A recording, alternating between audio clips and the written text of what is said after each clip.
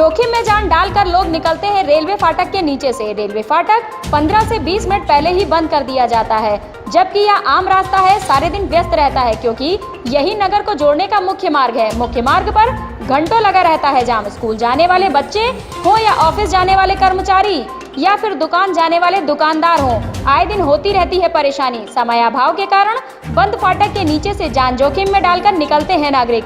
इस संबंध में जब मीडिया ने नागरिकों का दर्द जानने की कोशिश की तो लोगों का गुस्सा रेलवे कर्मचारियों के प्रति दिखाई दिया। जालौन से रविकांत द्विवेदी की रिपोर्ट।